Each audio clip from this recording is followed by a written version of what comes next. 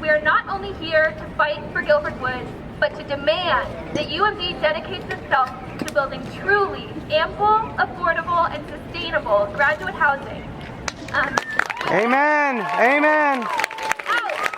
Destroying local ecosystems in the process.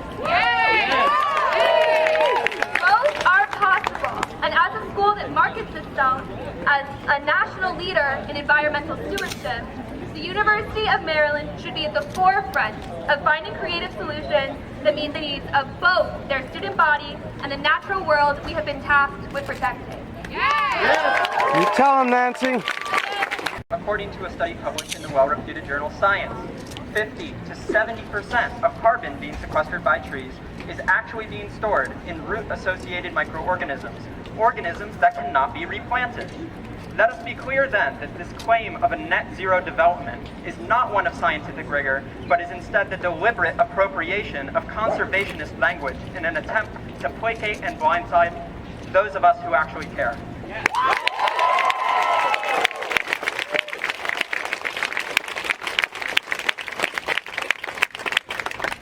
Let me now share some numbers of my own, now that we've cleared the air. These figures are based on research-grade data sourced from iNaturalist, a community-driven species reporting software. From the golf course to the metro station, the Guilford Woods represent a mere 10% of all organisms cited, but they represent over 20% of all species cited, and this is no coincidence. 172 species have been spotted in Guilford Woods to date, 104 of which were not spotted until 2021.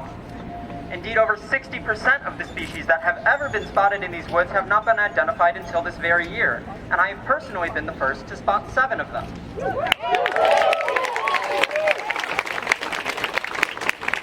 These are skills that I learned from the University of Maryland. I find it deeply and tragically ironic that the same institution arming me with the skills to perform this scientific analysis has done absolutely nothing to evaluate the worth of this land for themselves. Amen. Mic drop. We're all here to speak about and talk about Guilford Woods, an incredibly important forested area. But I want to emphasize Guilford Run, which is a stream that's born in the Guilford Woods. There is a saying that great things have small beginnings, and it is no more true of anything else than it is of rivers. Rivers start as small streams and wetlands upstream, and that's what Guilford Run is. It's a cradle, it's a birthplace of an entire river system, and it's forests like Guilford Woods that protect and nurture these small river and wetland systems that are the cradles, the birthplace of rivers. And that's why protecting Guilford Wood is so important to the Anacostia watershed, the place where we live. On their website, they say that the development will account for all future storms in terms of its stormwater system. I can't tell you of a single development in this entire world that can say that type of statement, yet they talk about this development in that context. And the university is so brazen to keep that up for 9, 10 months after the community has called it upon something that's truly misleading. And that's just really some of the frustration with this project is we should all be collaborators about affordable housing. We should partner together. We should seek alternatives, and we should celebrate good development, and we should challenge bad development. Thank you. Look, the university has been said has a definite need for graduate housing. We know that. 1,000, 3,000, 5,000, 10,000, you've heard lots of figures. This project would create 300. 300. I sent a letter to President Pines respectfully that I basically said, in this case, the juice isn't worth the squeeze. I don't think we should be selling off public university to the private sector. The university is to educate. It truly is. And I support this university. I think it's a great university and I want to make it greater. But this trade-off is one that shouldn't be made. Thank you.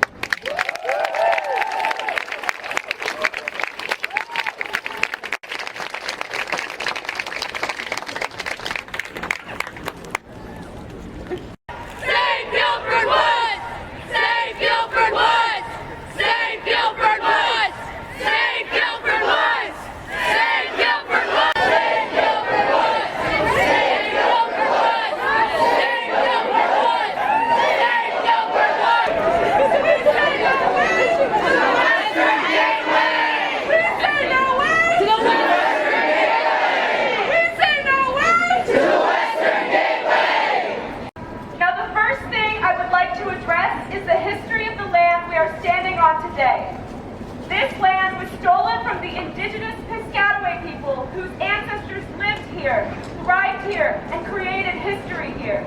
Indigenous people spent years living in harmony with and caring for this land. I would like to ask, who are we to destroy it?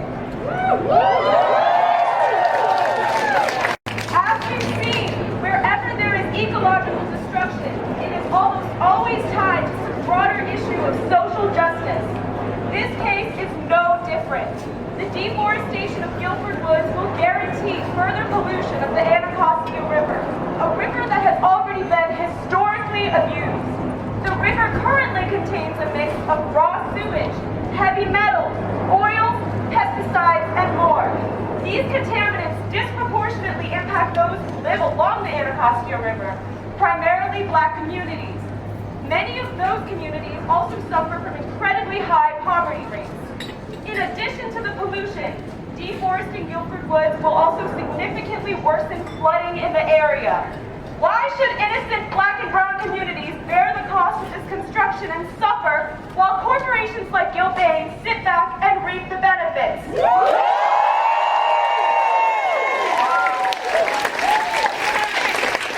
If we turn a blind eye to the Anacostia watershed once more, we are no better than those before us who failed to protect it. Thank you!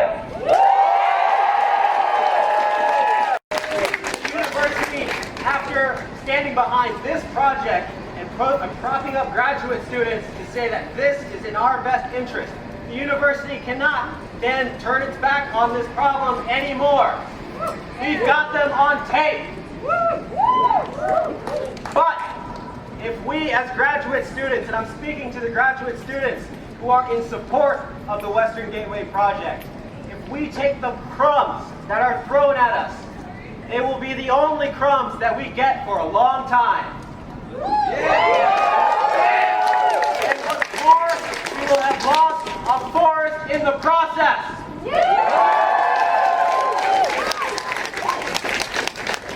Thank you.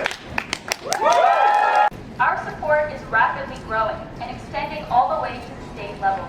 Today, State Delegate Alonzo Washington of District 22 sent a letter to President Pine urging him to consider other alternatives for graduate student housing. Yeah!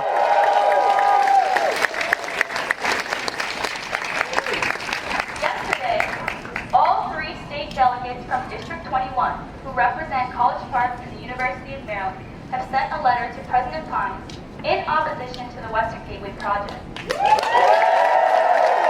Go, Maryland.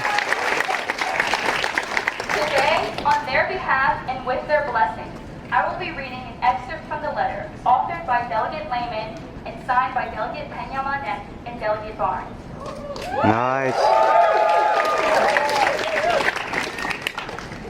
A growing chorus of university and community voices have come together in opposition to the proposed Guilford Woods Western Gateway development. We now join them and are ready to share our views with you. We accept the university's strong interest in providing affordable graduate student housing, but we urge you to find a way to meet this need without making the serious environmental problems facing College Park, Maryland, and the planet worse. We are committed and ready to help you implement a more environmentally responsible solution.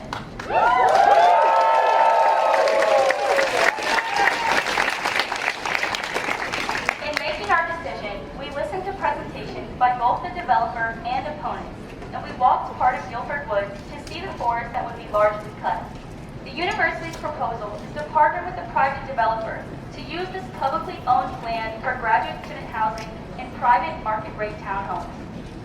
Allowing a private developer to destroy public forested land in a watershed in exchange for 300 units of graduate housing shows zero commitment to sustainable development and no effort at leadership by example.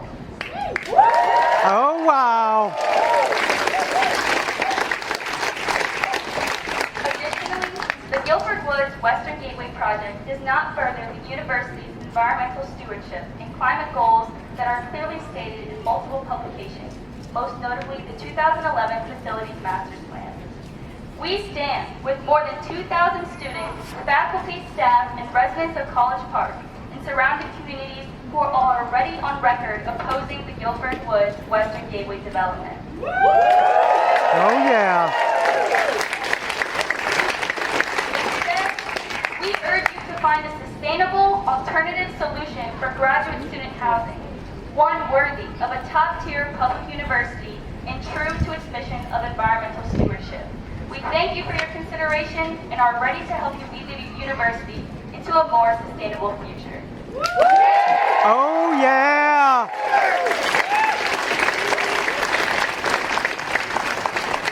Think globally, act locally.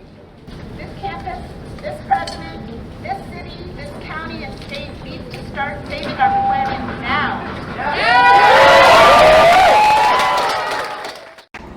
Forests perform a range of functions. We call them ecosystem services in environmental health.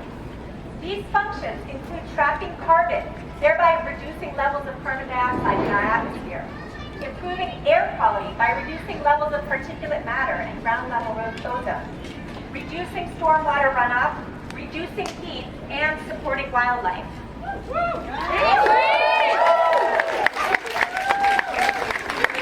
I want to reemphasize that yes, I strongly support our graduate students and their need for affordable graduate housing. But approximately 10 or 15, however you want to describe the forest, acres of rare native forest with a vibrant ecosystem does not need to be clear-cut to meet this need.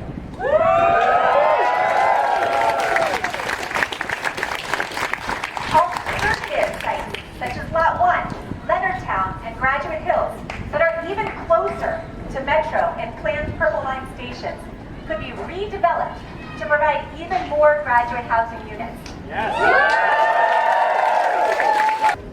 There is innate value to forest ecosystems and wildlife in woods like Guilford Woods. This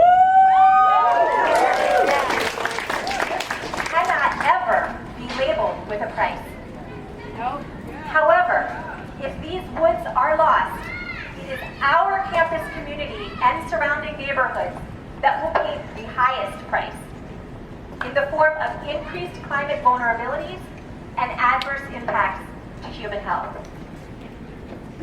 I strongly feel that as the flagship campus of the University System of Maryland, we can do better.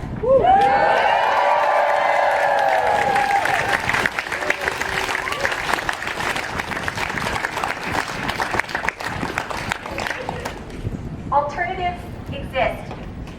We just need to demonstrate the leadership, the creativity, and the courage to pursue them.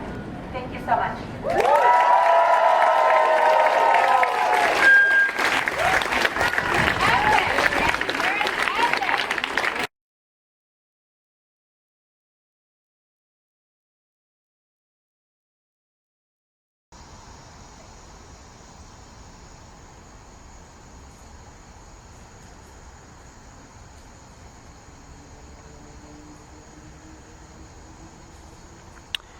There's one more.